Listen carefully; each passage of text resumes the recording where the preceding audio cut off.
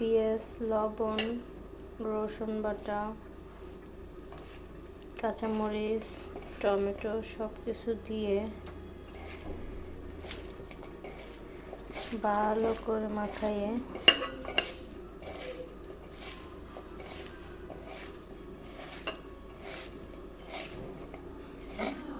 এটাকে ভাজা ভাজা করবো। এটা রান্না হবে না, জানি না কার ভালো লাগে। এভাবে মাখায় 10 মিনিট ম্যারিনেট করে রেখে দিলাম। এভাবে মাখায় রেখে দিলাম।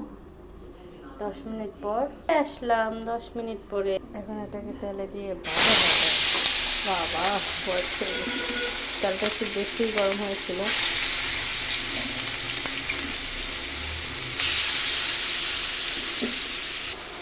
ফাইনালি দেওয়া শেষ। আমার কাজও প্রায় শেষের দিকে। এই এক চুলা রান্না হচ্ছে